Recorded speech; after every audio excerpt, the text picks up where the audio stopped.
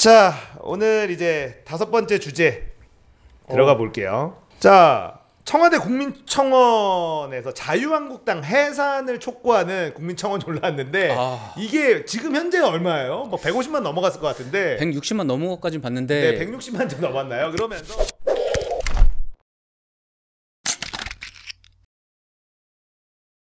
조작설이 나왔어요. 그렇죠. 네, 조작설이 나왔고 그게 국제신문인가? 어딘가에서 먼저 냈고 그거를 이준석 최고위원이 인용을 해서 인용을 해서 받아쳤고 청와대 측에서 그거를 자유한국당이 또 인용을 했고 이준석의 이거를 인용을 했고 많은 또 유튜버들이 인용을 해서 국민청원에 조직적인 조작이 그게 있었다. 그 이준석 의원이 아니라 국제신문이 먼저였나요? 제가 알기로는 저는 거기서 먼저 한 거를 근거로 그런가요? 뭐 이준석 정확하진 않아요. 저도 그냥 인터넷에서 본 거 가지고 얘기한 건 뭐 팩트 체크를 할 수 없기 때문에. 뭐 아까 계속 빅데이터 얘기를 했지만 네. 저는 이게 빅데이터까지도 아니고 데이터 해석을 하는 능력의 문제라고 저는 생각을 해요. 이 데이터를 그 빅데이터를 그쪽에서는 이제 써가지고 그거를 가져다 쓴 거잖아요. 네. 그러니까 그 도구는 문제가 없었어요. 근데 그걸 해석하는 사람의 문제가 있었던 거죠. 그렇죠. 그거를 가지고 이렇게 자기는 이렇게 해석을 해야겠다라고 생각을 했지만 물론 그 과정에서 이게 그 청와대에서 얘기를 한 반박 근거가 있었잖아요. 네. 이게 그때 그 베트남 그쪽에서 SNS로 뭐가 돌았고 그때 일시적으로 들어갔던 그 트래픽이 들어갔던 거였고 그리고 이제 청와대에서는 그거를 바탕으로 해서 반박을 냈을 때 완벽하게 이제 이쪽의 해석이 뒤집어졌잖아요. 그럼 이렇게 해석한 데는 망하는 거예요. 그 전형적으로 망한 거를 딱 보여준 그런 사례라고 저는 생각이 들더라고요. 일단은 그 전에 있었던 것 중에 베트남의 한 14% 정도가 베트남에서 유입된 트래픽이 있었다. 그렇죠. 그래서 그 이준석의 말에 의하면 어느 나라에 또 이 전사들이 있을지 모른다. 정확히 사이버 혈맹국이라고 얘기를 했죠.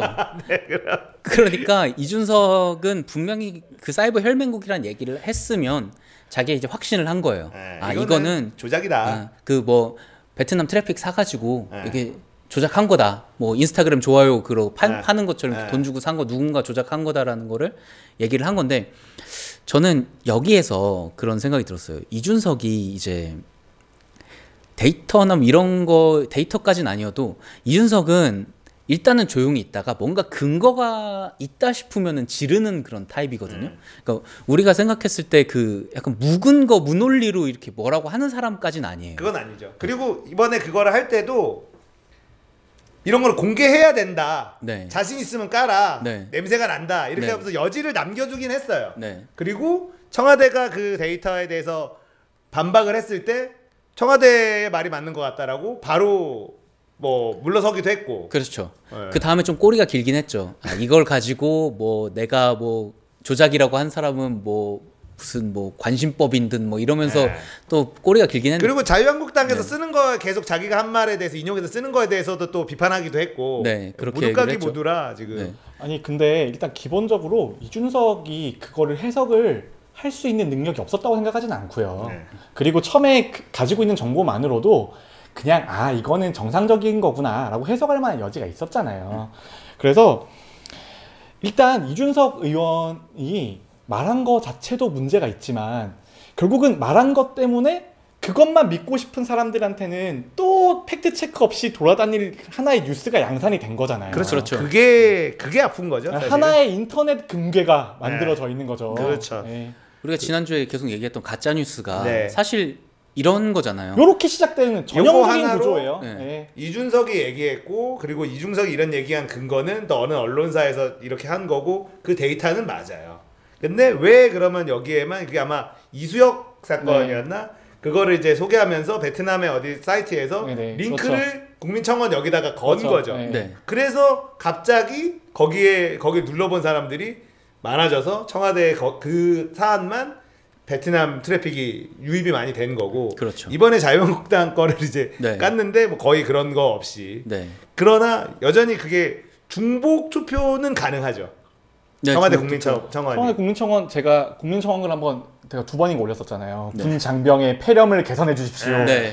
한 번은 만 몇천 명으로 끝나고 네. 한 번 10,000명까지 갔나? 한 번은 한 2,000명으로 끝났는데 이게 로그인이 하는 방법이 네이버 아이디나 네. 아니면 그 이제 다른 계정을 가지고 와서 그 계정으로 익명화 처리를 그러니까 익명 그 청원 자체는 동의할 때는 다 익명화 처리해서 올라가지만 하지만 그 전에는 본인 인증을 하는 그에 이제 다른 사이트를 통해서 들어오는 거고 그게 총 3개가 있어요. 네. 3개가 있어서 3번까지는 중복 투표가 되죠. 자기 본인 주민등록번호라면. 네, 그래서 세 뭐 번, 네이버, 페이스북 뭐 이런 것들로 네네. 이제 연동 계정 연동 뭐 네네. 이렇게 로그인. 연동이 돼 있으니까요. 네. 네. 뭐그 와중에 나경원 의원이 이제 올린 것 중에 8번까지 중복 가능하다고 뭐 이렇게 누구한테 문자 받은 거 그거 공유했다가 그것 때문에 또 욕먹은 게 조금 있었잖아요. 8번은 안 되는 건가요?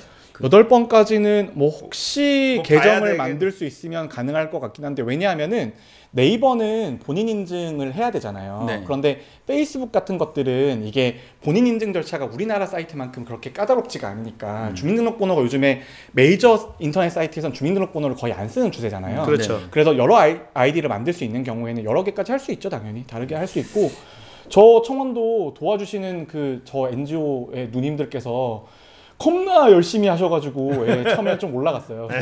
올라갔었는데 왜 남성 건강권은 관심이 없는 것인가? 그렇게 관심 없죠. 아, 진짜 들게 관심 없어. 트와이스 쯔위의 건강에 대해서는 관심 많을 겁니다. 이번에 사나 그것도 되게 핫했었잖아요. 그 일왕 아, 연호 이랑 때문에. 연호가 개정되면서 올라간 아, 그런 네. 것들이요. 예. 차라리 그런 게 관심이 있지.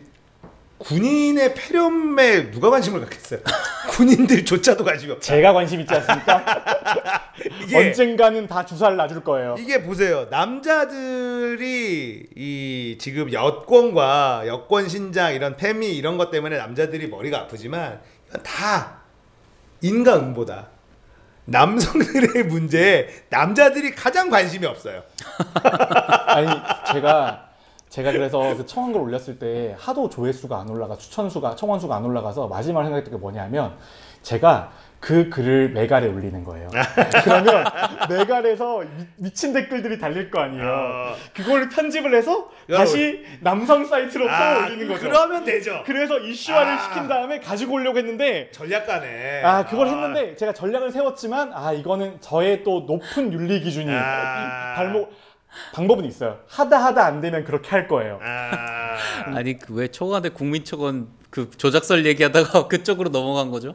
전략이죠. 뭐 근데 국민청원도 그런 식으로 사실 이게 국민청원 사이트 말이 국민청원 사이트지만 그게 지금은 좀 변질이 돼서 어떤 정치 세력이나 아니면 어떤 것들의 의견 표출 수단으로 그냥 온라인 폴 같은 표준화된 국민 온라인 폴로 바뀐 거잖아요. 그러니까 이게 제목도 잘해야 되고요. 아무리 좋은 뜻을 가지고 있다고 해서 이게 청원이 올라가지 않아요. 그리고 같은 사안에 여러 개 청원이 올라와도 그 중에 폭발력이 있는 게시물이 따로 있거든요. 이런 거에 대한 빅데이터가 그런 데 쓰는 거 아닙니까? 그렇죠. 어떤 게 청원의 숫자가 많이 올라가느냐 그거에 대한 알고리즘을 분석하는 거죠. 알파고가 분석한. 제목은 어떤 식으로 써야 되고 내용 글은 어떻게 해야 되고 어떤 사안이어야 되고 이런 게 같은 사안도 나도 이 사안에서 청원 올라갔는데 내 글은 그 동의해주는 사람이 없고 같은 안인데 누구의 글에는 어마어마한 이게 대장주가 딱 생기거든요. 네, 그렇죠. 같은 안에도 그런 것들이 결국에 그것도 어떻게 보면은 전략의 영역이 다 있어요 그 안에도. 네, 그렇죠. 네.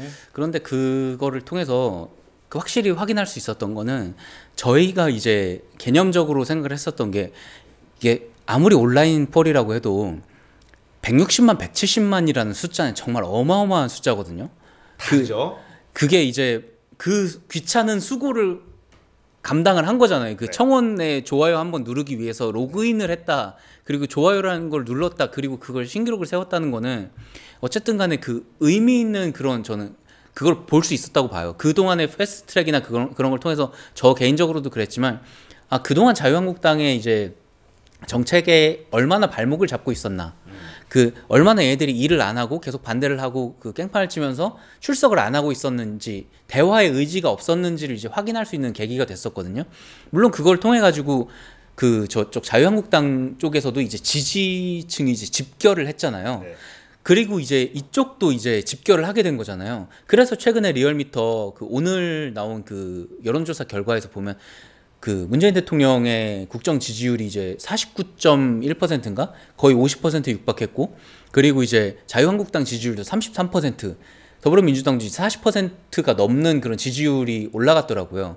그리고 이제 거기에서 좀 의미 있다고 얘기를 하는 게 중도층이 상당히 이제 더불어민주당 쪽으로 이제 돌아섰다고 얘기를 하는 거를 봤습니다. 그래서 통계로 이제 분석을 하는 거가. 예. 네, 그걸 통해서 봤을 때 지난주에 있었던 그 패스트트랙과 지금 그 장외투쟁 같은 것들이 이제 이쪽의 결집, 그러니까 우파 쪽의 결집도 분명히 있었지만 그 좌파라고 할 수 있겠죠. 더불어민주당 여권의 결집도 분명히 있었고, 그리고 이제 중도 측이 이제 상당히 이쪽으로 이제 돌아서게 만드는 그런 역할을 했다라는 거를 이제 확인할 수 있었던 것 같아요. 중도라고 하면 자유한국당도 더불어민주당도 지지하지 않는 사람들이잖아요. 아, 그런데 그 와중에 저희가 그렇게 얘기를 했던 바른미래당은 떨어졌어요.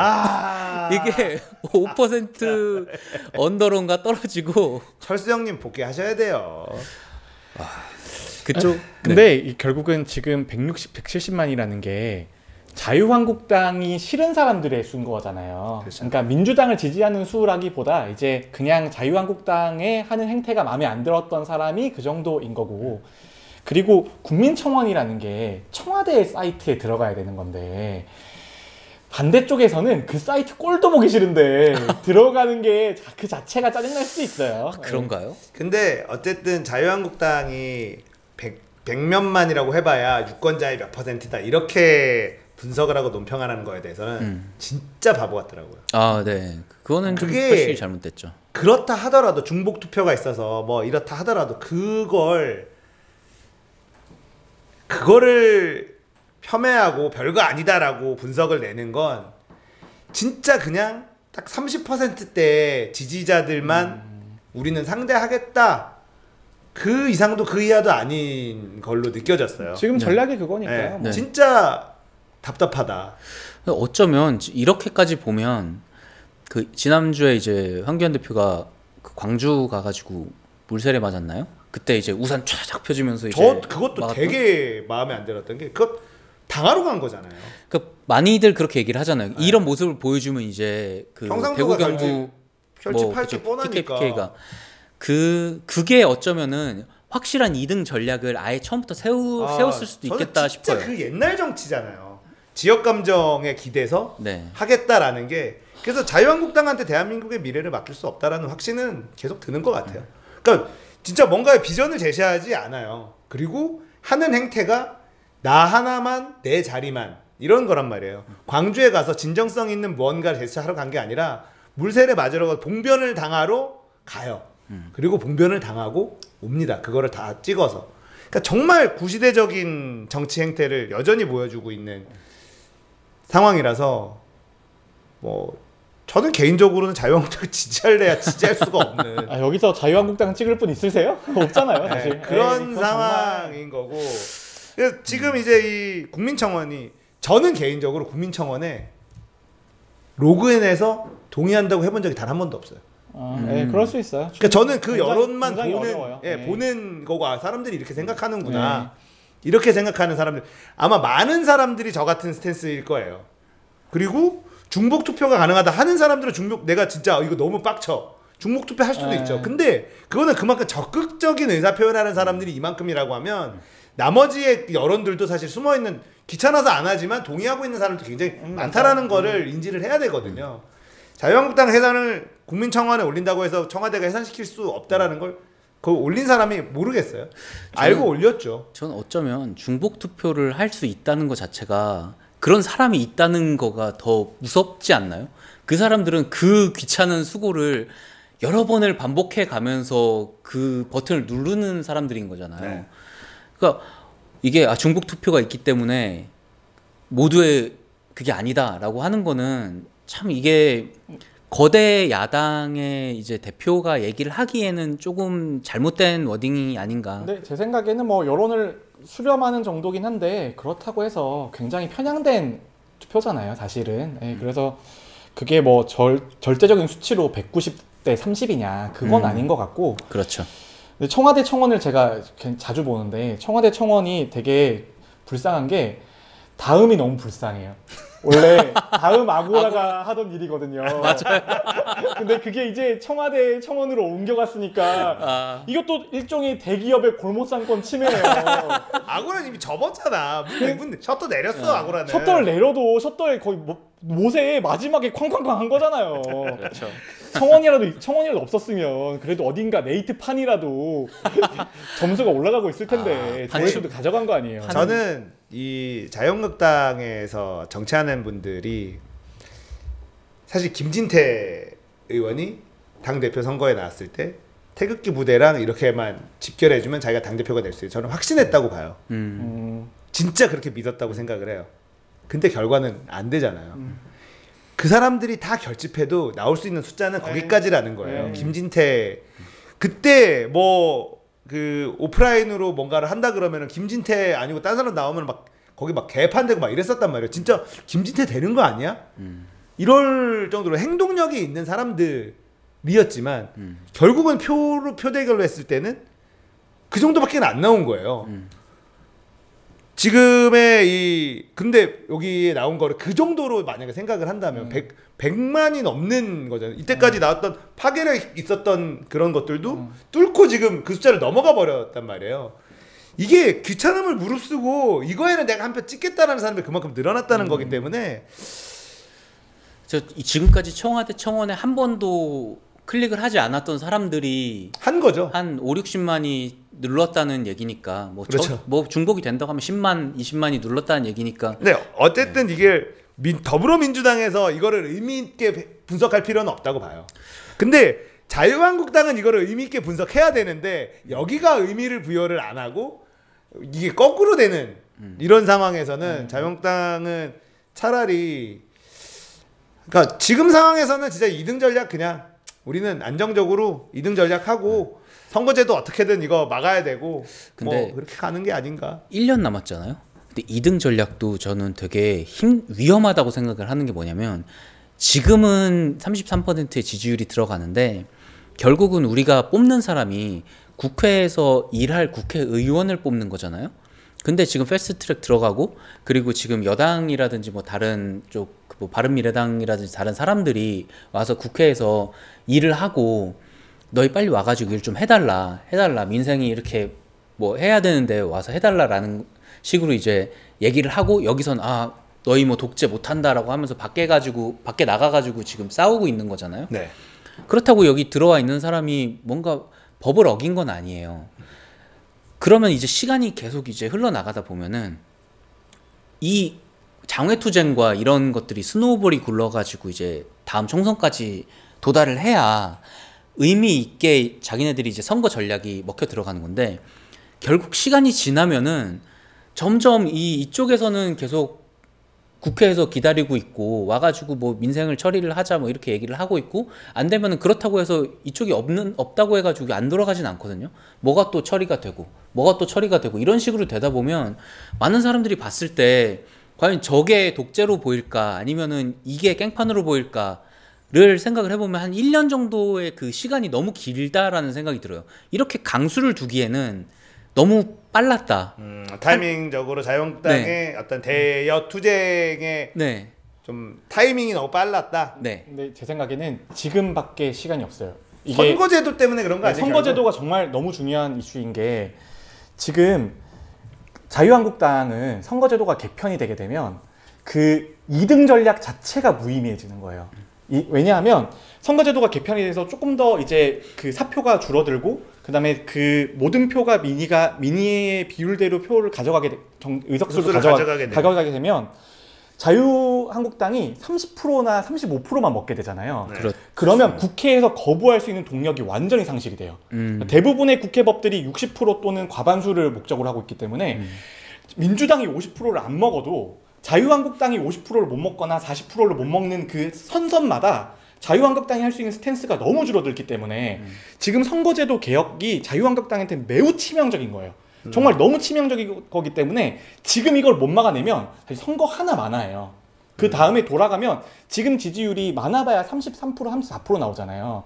근데 이제 연동형 비례대표 같은 것들이 조금 들어가고 선거구 조정 같은 것들이 들어가서 한 35%로 40% 정도 효과는 낼 수 있겠지만 그 이상 효과는 낼 수 없거든요. 그러니까 그렇게 됐을 때 50% 먹은 민주당을 저지할 수 있겠느냐.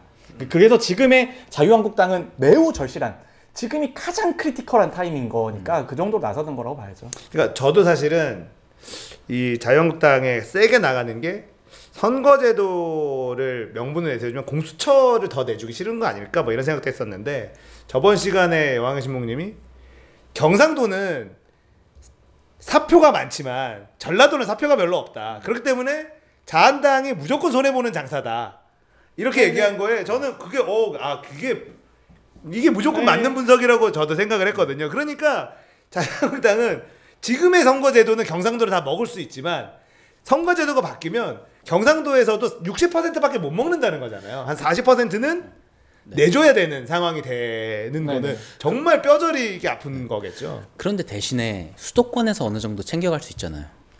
수도권에서 많이 챙겨갈 수도 있을까요? 수도권은 어쨌든 간에 더불어민주당이 많이 된다고 해도 그 사표가 이제 자유한국당이 꽤 나오잖아요. 정말 30% 이상은 나오잖아요.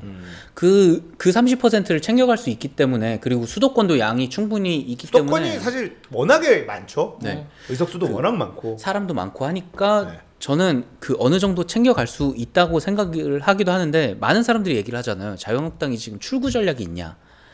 제가 그게 약간 자유한국당이 힘들어질 것 같다는 거예요. 저도 그게 자유한국당도 걱정하는 건 아니지만 뭐라도 이게 명분이 있어야 장외투쟁을 접고 이제 들어올 명분이 있어야 되는데, 그리고 이미 패스트트랙이 들어갔기 때문에 330일을 지나서 통과가 될 때 그 중간에 이제 뛰어들어서 어쨌든 자기네들이 좀 더 유리한 정도로 그 지금의 비례 그거 말고 좀 이제 합의를 보고 해가지고 이제 조절을 할 수 있는 그런 타이밍이 어쨌든 간에 있는 거잖아요. 네. 조절을 빨리 하면 빨리 할수록 좋은 거니까.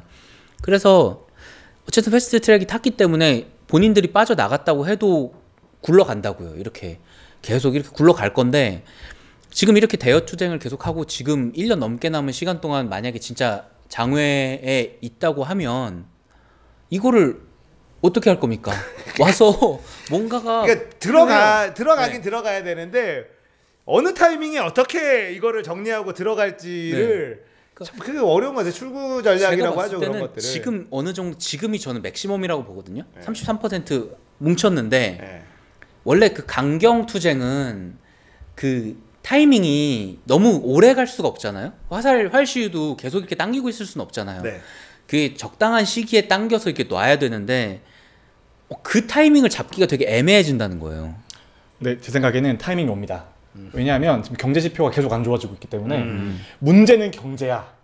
항상 잘 먹히는 슬로건이거든요. 그렇죠. 그 다음에 지금 북한 이슈 같은 것들 이때까지 깨갱하고 있었지만 약간 견적을 보니까 파토날 기미가 보여요.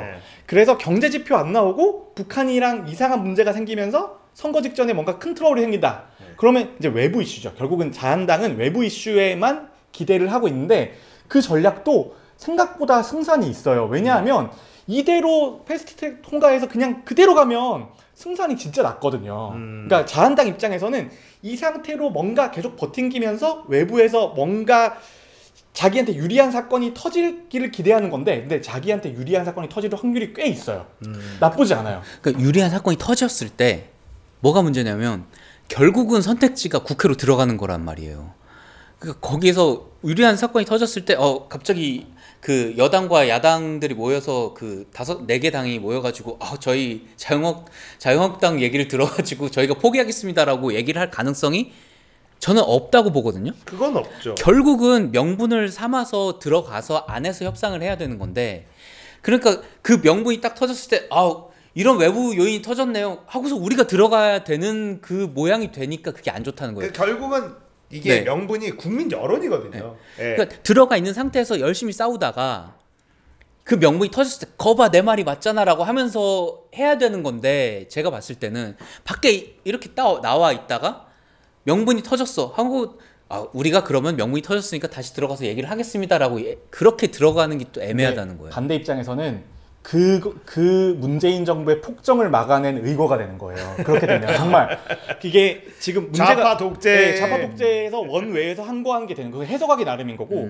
지금 큰 문제가 뭐냐면 우리나라 GDP 성장률이나 최근을 완전히 받쳐온 게 반도체 슈퍼사이클이었단 말이에요. 네, 그렇죠. 치킨 게임에서 승리해서 얻어온 그 3, 4년 사이의 꿀 때문에 그나마 그 사이에 경제 지표가 유지되는 거였는데 지금 4분기, 1, 4분기 지표부터 지금 박살나고 있잖아요. 네, 수익성이 근데 떨어지고 있죠. 박살나고 있는 게 지금 요 하강 곡선을 봤을 때는 한 1년까지는 박살날 거거든요. 네. 확정이에요. 그래서 만약에 내년 총선 직전에 GDP 1.0% 나왔다, 성장률. 그러면 말도 할 거 없이 그냥 그때부터는 경제 이슈로 다 묻혀서 넘어가는 거예요. 근데 그럴 가능성이 꽤 높아요.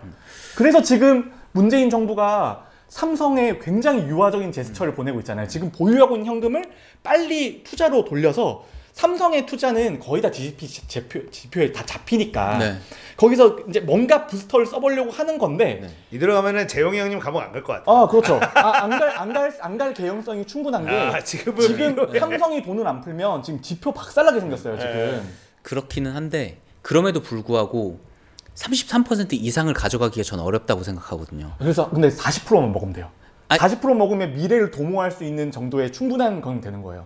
네, 그러니까 그 40%를 먹기가 어렵다고 생각을 한다고. 우리가 이런 얘기하는 되게 서글픈 게 정치하는 사람들은 국민들을 생각해 줘야 되잖아요. 네. 근데 우리가 이런 얘기를 하는 거가 정치인들은 기본적으로 지들만 생각한다는 그렇죠. 전제가 깔려 있어. 그렇지. 저도 그렇게 생각. 그리고 그렇게 생각하면 지금 자유한국당 굉장히 매력적입니다. 왜냐면은 그쪽 공천만 받잖아요. 네. TK, PK 공천만 받으면 당선 확정이기 때문에 굉장히 보수 정치인들한테는 매력적인 당이 돼버렸어요. 이게 30%밖에 못 먹는다, 20%를 먹든 상관이 없어요. 내가 거기 공천을 받을 수 있다면, 내가 그 공을 세워가지고 공천 자리에 들어갈 수 있으면 나는 국회의원을 할 수 있거든요. 이런 당이 매력적인 당이고, 바른미래당이 그렇게 못되기 때문에 매력이 없는 당이 돼버린 거라고 좀. 대안을 제시하려고 얘기를 하는 노력하지만 매력은 네. 천저히 떨어지고 있는 그러니까 당. 플레이어의 매력이 없어요. 보는 국민은 바른미래당이 잘했으면 좋겠어요. 근데 막상 그 내가 바른미래당에 몸담아가지고 선거에 나간다라는 건 전혀 매력이 없어요. 그러니까 사실은 어떻게 보면 바른미래당에서 정말 열심히 대안을 얘기할 수 있는 사람이 어찌 보면 개인의 영달보다는 국민을 위하는 사람일 확률이 좀 있긴 있죠. 근데 확률이 있다는 거예요. 확률이 확률이 있다는 거예요. 네. 확률이.